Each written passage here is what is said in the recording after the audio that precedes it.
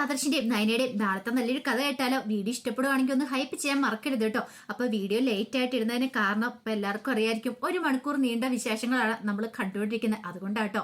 അങ്ങനെ നമ്മൾ ഒടുവിൽ കാണുന്ന അനിയും നന്ദുവും തമ്മിൽ സംസാരിക്കുന്ന അവന്തിക അങ്ങോട്ടേക്ക് വരുമ്പോൾ കാണുന്നുണ്ട്. അവന്തിക്ക് മനസ്സിലായി നന്ദുവായിട്ടാണ് സംസാരിക്കുന്നത്. ഓഹോ, അപ്പൊ ഇപ്പോഴും വിളിക്കുന്നുണ്ട്. അതാണ് തന്നെ ഇവൻ അവോയ്ഡ് ചെയ്യുന്നതിന് കാരണം. ആകെപ്പാടെ ടെൻഷനായിപ്പോയി അവന്തിക്ക്. എന്ത് ചെയ്യണമെന്ന് അറിയണ്ടായിരുന്നില്ല. പിന്നീട് ഇത്തിരി കഴിഞ്ഞപ്പോൾ അവന്തിക അബിയുടെ അടുത്തേക്ക് ചെല്ലുക. അബിയോട് എന്നിട്ട് പറഞ്ഞു, ഞാനും അനിയരുടെ തമ്മിലുള്ള വിവാഹം നടക്കും തോന്നില്ല. അതെന്താ നീ അങ്ങനെ പറഞ്ഞേ? ഇപ്പോഴും അവര് തമ്മിൽ കണക്ഷൻ ഉണ്ട്. ദേ ഇപ്പോഴും കൂടെ ഫോൺ വിളിക്കുന്ന ഞാൻ കണ്ടിട്ടാ ഇങ്ങോട്ടേക്ക് വരുന്നത്. അത് കേട്ടപ്പോ അബി പറഞ്ഞു, അതെ, നീ അതൊന്നും ഓർത്ത് വിഷമിക്കേണ്ട. ആ കല്യാണം നടക്കാൻ പോകുന്നില്ല. നടക്കുവാണെങ്കിൽ നീയും അനിയും തമ്മിലുള്ള വിവാഹം നടക്കത്തുള്ളൂ. അല്ലെങ്കിലും അവളും അനിയായിട്ടുള്ള വിവാഹം നടക്കുമെന്ന് എനിക്ക് തോന്നുന്നുണ്ടോ? ഒരിക്കലും ഇല്ല. അതിനവള് ജീവിച്ചിരുന്നിട്ട് പോരെ. അച്ഛൻ അവൾക്കിട്ട് പണി കൊടുക്കാൻ തീരുമാനിച്ചിരിക്കുക. അവള് ചില്ലറ കളികളല്ല കളിച്ചോണ്ടിരിക്കുന്നത്. നമ്മുടെ കമ്പനിയില് ജ്വല്ലറിയില് റെയ്ഡ് നടത്തി അവള് സ്വർണം മൊത്തം പിടിച്ചിട്ടിരിക്കുക. അപ്പൊ പിന്നെ അവളെ വെറുതെ വിടുമെന്ന് തോന്നുന്നുണ്ടോ? ഒരിക്കലും ഇല്ല. നീ അതൊന്നും ഓർത്ത് ടെൻഷൻ അടിക്കണ്ട. നീ കണ്ടോ, ആദ്യം നന്ദു, പിന്നെ അനഘ, അതിനുശേഷം ആദർശ്, അങ്ങനെയാണ് ടാർഗറ്റ് ചെയ്തുകൊണ്ടിരിക്കുന്നത്. ഈ 3 പേരെ തീർത്ത് കളയും. അതിനൊരു മാറ്റമില്ല. നന്ദുവിന്റെ കാര്യം കഴിഞ്ഞു കഴിഞ്ഞിട്ടുണ്ടെങ്കിൽ പിന്നെ ഈ പറയുന്ന എനിക്ക് വേറെ ഓപ്ഷൻ ഇല്ല. നിന്റെ കഴുത്തിൽ അവൻ താലി ചാർത്തും. നീ കുറച്ച് കാത്തിരിക്കണമെന്ന് മാത്രം. ആ അനാമികയായിട്ടുള്ള ഡിവോഴ്സ് കഴിഞ്ഞ ഉടനെ നിങ്ങളുടെ ബന്ധം നടക്കും. അല്ലെങ്കിൽ ഈ കുടുംബത്തിലുള്ള എല്ലാവർക്കും താല്പര്യമുള്ള കാര്യമാണല്ലോ. അപ്പോഴേക്കും അവന്തിക പറഞ്ഞു, അത് നടക്കുവോ അഭിയേട്ട? പിന്നെ നടക്കാതെ എങ്ങോട്ട് പോകാനോ? ഉറപ്പായിട്ട് നടക്കും. ഒരു മാറ്റം ഇല്ലാന്ന് പറഞ്ഞു. ഈ സമയത്ത് നാഗേന്ദ്രന് നല്ല ടെൻഷനായിരുന്നു. കാരണം ഡേവിഡിനെ അറസ്റ്റ് ചെയ്തിരിക്കുക. ഡേവിഡിനെ കൊണ്ട് സത്യം പറയിക്കാനായിട്ട് ശ്രമിക്കും. പക്ഷേങ്കില് ഡേവിഡ് ഒന്നും പുറത്തു പറയില്ല എന്നുള്ള കാര്യം ഉറപ്പുണ്ട്. എന്നാലും ഇതിൽപ്പോ ഒരു നാണക്കേട് വേറെയില്ല. പത്രക്കാരും ന്യൂസുകാരും ഒക്കെ കൊട്ടി ഘോഷിച്ചോണ്ടിരിക്കുക. ജ്വല്ലറിയിൽ നിന്ന് കള്ളക്കടത്ത് സ്വർണം റേഡിൽ കൂടെ പിടികൂടിയെന്നുള്ളേ. അപ്പൊ അത് അവരുടെ ഗ്രാഫ് ഇടിഞ്ഞു താഴാൻ കാരണമാകുകയും ചെയ്യും. മാത്രല്ല, മൂർത്തി ജ്വല്ലറി ഇപ്പൊ വീണ്ടും കുതിച്ചുയർന്നുകൊണ്ടിരിക്കുക. സഹിക്കാൻ പറ്റുന്നതിലോ അപ്പുറം വരുന്നത് നാഗേന്ദ്രന്. ഇങ്ങനെ പോയിട്ടുണ്ടെങ്കിൽ ചെയ്യാത്തില്ല. നന്ദു പറയുന്നവള്, അവളാണ് പണി തന്നിരിക്കുന്നത്. തനിക്ക് മീതെ ആരൊക്കെയോ ചേർന്ന് കളിക്കുന്നുണ്ട്. ഒരു പക്ഷേങ്കില് മൂർത്തിയായിരിക്കും, അനന്തമൂർത്തിയായിരിക്കും കളിച്ചുകൊണ്ടിരിക്കുന്നത്. അനന്തമൂർത്തി ആദർശമൊക്കെ ഇതിന്റെ പിന്നിൽ കാണുമായിരിക്കും. അവര് തമ്മില് കണക്ഷൻ ഒന്നും ഇല്ലാന്ന് പറഞ്ഞ് പറ്റിച്ചിട്ട് ജൂലിയെ താർക്കാൻ ശ്രമിച്ചുകൊണ്ടിരിക്കുമായിരിക്കും. അങ്ങനെയൊക്കെ ഒരു ചിന്തയായിരുന്നു നാഗേന്ദ്രന്റെ മനസ്സിലേക്ക് വരുന്നത്. അല്ലെങ്കിലോ താൻ പിടിക്കും മുകളിൽ പിടിക്കാനായിട്ട് ഐജിയെ വരെ പിടികൂടണമെങ്കിൽ അത് നിസ്സാര കളിയൊന്നുമല്ല. മൂർത്തി മുത്തശ്ശന്റെ കളിയായിരുന്നു. മുത്തശ്ശനാണ് കൃത്യ സമയത്ത് തന്നെ കള്ളക്കടത്ത് സ്വർണം പിടികൂടിയെന്ന് അറിഞ്ഞപ്പോ തന്നെ ഐജിയെ കൊണ്ട് വിളിപ്പിച്ച്. മുത്തശ്ശൻ അറിയാം ഈ പറയുന്ന ഇതിന്റെ പിന്നിലുള്ള ആൾക്കാർ വെറുതെ ഇരിക്കില്ല. അപ്പം മുത്തശ്ശൻ ഐജി ആയിരുന്നുള്ള പരിചയം ഉള്ളതുകൊണ്ടാണ് മുത്തശ്ശൻ ഡേവിഡിനെ വിടണ്ടാന്ന് പറയിച്ചത്. അതുകൊണ്ട് മാത്രം. അല്ലായിരുന്നെങ്കിൽ നന്ദുവിന് ഒരു കാരണവശാലും ഡേവിഡിനെ കിട്ടത്തില്ലായിരുന്നു. അയാൾ രക്ഷപ്പെട്ടു പോയനം. അപ്പൊ അയാൾക്കൊരു ആത്മവിശ്വാസം ഉണ്ടായിരുന്നു. ഞാൻ എന്ത് ചെയ്താലും എന്നെ ഒന്നും ചെയ്യാൻ പറ്റില്ല, ഈ പറയുന്ന തന്റെ മുകളിലുള്ള ആളെ രക്ഷിക്കുമെന്ന്. പക്ഷെ അതൊക്കെ അയാളുടെ വെറും ധാരണ മാത്രമായിരുന്നു. കിട്ടിയ സമയം നന്ദു നന്നായിട്ട് മുതലെടുത്ത് അയാളെ ഇഞ്ചി ചതിക്കുന്ന പോലെ ചതിക്കുകയും ചെയ്തു. അതൊട്ടും അയാള് പ്രതീക്ഷിച്ച കാര്യമായിരുന്നില്ലല്ലോ. പിന്നീട് കുറച്ച് കഴിഞ്ഞപ്പോഴത്തേനും കനികയെ വിളിക്കുകയാണ് അവന്തിക. അപ്പൊ അവന്തികയുടെ മനസ്സിൽ കുറെ ലക്ഷ്യങ്ങളൊക്കെ ഉണ്ട്. ഇതങ്ങനെ വെറുതെ വിട്ടിട്ട് കാര്യമില്ല. കനികയെ വിളിച്ച് കാര്യങ്ങൾ പറയണം, തന്റെ അനിയന്റെ വിവാഹത്തെക്കുറിച്ചൊക്കെ. പിന്നെ നന്ദുവും ഇനിയിപ്പോ അനിയനും തമ്മിൽ എന്തെങ്കിലും ബന്ധം ഉണ്ടെങ്കിൽ അതില്ലാതാക്കാനായിട്ട് ഇത് ഉപകരിക്കുകയും ചെയ്യും. അങ്ങനെ കനകേനെ വിളിച്ചു. അവന്തിക കാര്യങ്ങൾ പറയണം. ആന്റി, എൻ്റെ അനിയേട്ടന്റെ വിവാഹം പറഞ്ഞു വെച്ചിരിക്കുക. ഈ വീട്ടിൽ എല്ലാവർക്കും സമ്മതമാണ് താനും. പക്ഷെ അനിയേട്ടൻ ഇതുവരെയായിട്ട് സമ്മതിച്ചിട്ടില്ല. അനിയേട്ടൻ എന്തോ ബുദ്ധിമുട്ടുള്ള പോലെ തോന്നുന്നുണ്ട്. അല്ല, എനിക്ക് ചില സംശയങ്ങളൊക്കെ ഉണ്ട്. ഇപ്പോഴും നന്ദുവായിട്ട് അനിയേട്ടന് കണക്ഷൻ ഉണ്ടോന്ന്. അപ്പോഴേക്കും കന പറഞ്ഞു, അങ്ങനെയൊന്നും ഇല്ല മോളെ, അതൊക്കെ മോളുടെ വെറും തോന്നല് മാത്ര. ഒരിക്കലും അല്ലെങ്കിലും അങ്ങനെ നടക്കാൻ പാടില്ല. നടക്കത്തുമില്ല. അല്ല, ഞാൻ പറഞ്ഞ ആന്റി, കാരണം ഈ കുടുംബത്തിൽ എല്ലാവർക്കും താല്പര്യമുള്ള കാര്യമാണ്. അല്ലെങ്കിലും അനിയേട്ടനും നന്ദുവും തമ്മിൽ ഒന്നിക്കാനായിട്ട് ജാനകിയമ്മായി സമ്മതിക്കില്ല. അതുകൊണ്ട് അങ്ങനെ ഒരു ബന്ധം നടക്കാനും പോകുന്നില്ല.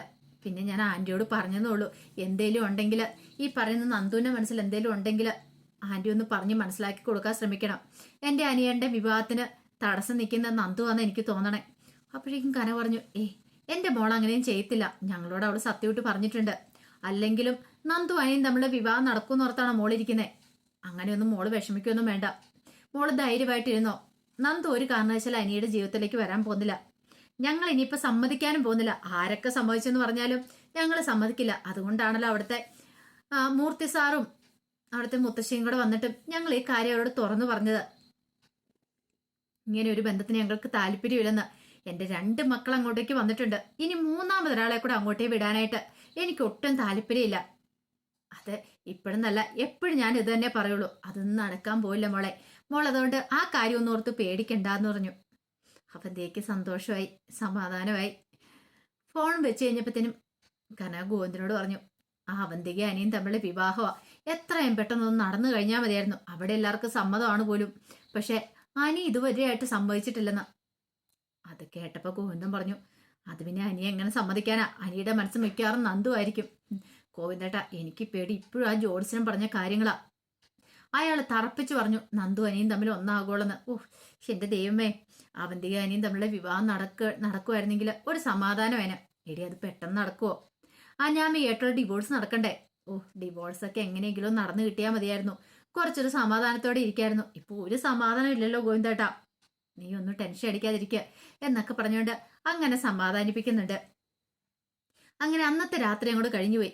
പിറ്റേ ദിവസമായി കഴിഞ്ഞപ്പോൾ നന്ദു അനിയും കൂടെ ഒരു ടൂർ പ്രോഗ്രാം ചെയ്തിരിക്കുന്ന, 1 ഡേ ട്രിപ്പ് പ്രോഗ്രാം ചെയ്തിരിക്കുന്ന, ഒരു മാറ്റം ഉണ്ടാകത്തില്ലെന്ന് പറഞ്ഞിരിക്കുന്ന നന്ദു രാവിലെ തന്നെ പോകാനായിട്ട് റെഡിയായി. അപ്പോൾ ഒരു മീറ്റിംഗ് ഉണ്ട്, പോലീസ് ക്യാമ്പ് വെച്ചൊരു മീറ്റിംഗ് ഉണ്ടെന്നൊക്കെ പറഞ്ഞ് നന്ദു കള്ളത്തരം പറഞ്ഞ് ഇറങ്ങണേ. കാരണം സൺഡേയും കൂടെയാണ്.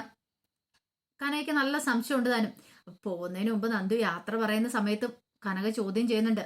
അതെ സത്യമാണല്ലോ അല്ലേ, മീറ്റിംഗ് കാര്യങ്ങളൊക്കെ ആണല്ലോ.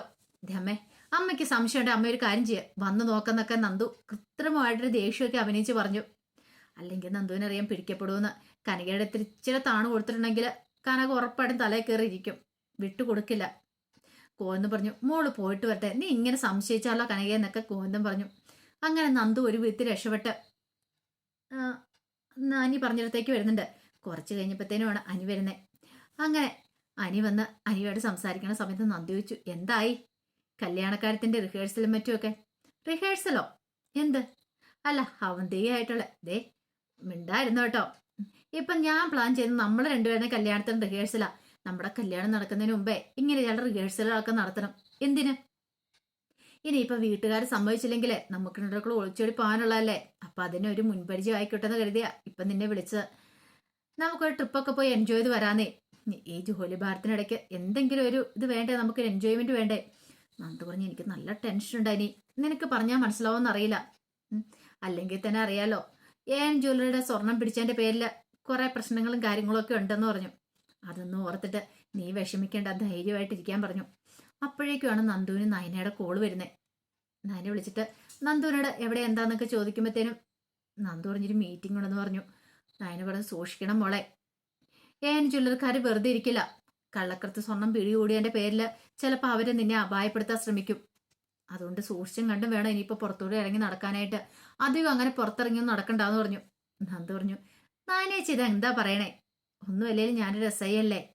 അപ്പൊ പിന്നെ എനിക്ക് വീട്ടിൽ തന്നെ കയറി ഇരിക്കാൻ പറ്റുമോ? എനിക്ക് എന്റെ ഡ്യൂട്ടി ചെയ്തല്ലേ മതിയാവുള്ളൂ. എനിക്കറിയാം നീ ഇതൊക്കെ പറയുമെന്ന്. പക്ഷെ സൂക്ഷിക്കേണ്ട കാര്യം നമ്മൾ തന്നെ സൂക്ഷിക്കണം. ഇത് വെറുതെ അങ്ങനെ തള്ളിക്കളയാൻ പറ്റില്ല എന്നൊക്കെ പറഞ്ഞ് ഉപദേശിക്കുന്നുണ്ട്. നന്ദു പക്ഷെ അത്ര കാര്യമായിട്ട് എടുത്തില്ല. നന്ദുവിനറിയാം ജ്വല്ലറിക്കാർ വെറുതെ ഇരിക്കില്ലെന്ന്. എന്നും പറഞ്ഞിട്ട് വീട്ടിൽ കയറി അവിടെ ഇരിക്കാൻ പറ്റുന്ന കാര്യമല്ലല്ലോ. അങ്ങനെ കോള് കട്ട് ചെയ്തിട്ട് അനിയോട് കാര്യം പറഞ്ഞു. അനി പറഞ്ഞു, എനിക്കും അത് നിന്നോട് പറയാനുള്ളത്. കാരണം അവര് വെറുതെ ഇരിക്കില്ല. അവരുടെ പിന്നിൽ ഏതെങ്കിലും പമ്പന്മാരുണ്ടെങ്കിൽ അവര് ഒരുമ്പിട്ട് ഇറങ്ങുമെന്ന് പറഞ്ഞു. നന്ദു പറഞ്ഞു, വരുന്നിടത്ത് കാണട്ടെ എന്ന് ഓർത്താ ഞാനും പോന്നെ. എന്താണെങ്കിലും ഏത് കൊമ്പനാന്ന് വെച്ചാൽ വരട്ടെ, അപ്പൊ നമുക്ക് കാണാന്ന് പറഞ്ഞു. അങ്ങനെ അവര് സന്തോഷത്തോടുകൂടി പോകാൻ തുടങ്ങുവാണ്. ഈ സമയത്ത് നവ്യയുടെ അടുത്തേക്ക് ഹബി വരുവാണ്. ഹബി വന്നു കഴിഞ്ഞിട്ട് നവ്യയോട് പറഞ്ഞു, നിന്റെ ആ അനുജത്തി ഉണ്ടല്ലോ നന്ദു, അവള് കാരണം കോടികളുടെ നഷ്ടം ജ്വല്ലറിക്ക് ഉണ്ടായിരിക്കുന്നത്. അവളെ എന്താണെങ്കിലും വെറുതെ വിടാൻ പോകുന്നില്ല. അത് കേട്ടപ്പം നവ്യ ചോദിച്ചു, അല്ല നീ എന്തിനാ അബി ഇതൊക്കെ എന്നോട് പറയണേ? എന്തിനാന്നോ? നീയും കൂടെ അന്ന് അറിഞ്ഞിരിക്കാൻ വേണ്ടിയിട്ടാ. കണ്ടോ, കൃത്യസമയത്ത് കൊടുക്കേണ്ട സമയത്തിന് അവൾക്കിട്ട് പണി കൊടുത്തിരിക്കും. അവളെ വെറുതെ വിടില്ല. നീയല്ലേ പറഞ്ഞേ ഇനിയിപ്പോൾ അവൾക്ക് എന്ത് സംഭവിച്ചാലും നിനക്കൊരു പ്രശ്നമില്ലെന്ന്. അതുകൊണ്ടാണ് നിന്നോടെല്ലാം തുറന്നു പറയണേ. അവൾക്ക് നന്നാവാനുള്ള സമയം കൊടുത്താ, പക്ഷെ അവള് നന്നാവുന്ന ലക്ഷണം കാണുന്നില്ല. ഇനിയിപ്പം അവളെ വെറുതെ വിടാൻ പോകുന്നില്ല, അവൾക്കിട്ട് പണി കിട്ടുമെന്ന് പറഞ്ഞു. അത് കേട്ട് കഴിഞ്ഞപ്പം ഒന്നും അറിയത്തില്ലാത്തവണ്ട് നവിയിച്ചു. അതിന് ഡേവിഡ് സാർ അകത്തല്ലേ. അതിന് ഡേവിഡ് സാറ് വേണമെന്നൊന്നുമില്ല. ഇതിന് മുകളിലും അമ്പന്മാരുണ്ടെന്ന് പറഞ്ഞല്ലോ, അവര് കൊടുത്തോളം പണി. അവൾക്കിട്ട് പണി കിട്ടിക്കഴിയുമ്പോഴേ അറിയോളെന്നും പറഞ്ഞിട്ട് അബി അങ്ങോട്ട് പോയി. ആ സമയം നവ്യ മനസ്സിൽ പറയാ, നിനക്കൊന്നും ചെയ്യാൻ പറ്റില്ലടാ. കണ്ടോ, ഈ നവ്യ ആരാ നീ അറിയാൻ പോകുന്നുള്ളൂ. നന്ദുവിന്റെ ഒരു പോറൽ പോലും പറ്റിക്കാണ്ട് നിനക്കൊന്നും സാധിക്കില്ല. അവൾ എന്റെ അനിത്യ, അവളെ ഞാൻ രക്ഷിക്കുമെന്ന് നവ്യ മനസ്സിലൊരു പ്രതിജ്ഞ ചെയ്യുവാണ്. അപ്പൊ അതിന്റെ കഥകളൊക്കെ നമ്മൾ കാണാൻ പോകുന്നത്. ആ വിശേഷങ്ങൾക്കായി നമുക്ക് എല്ലാവർക്കും കാത്തിരിക്കാട്ടോ. ഒരിക്കൽ കൂടി എല്ലാവർക്കും ശുഭരാത്രി നേർന്നുകൊണ്ട് നിർത്തുന്നു. നന്ദി.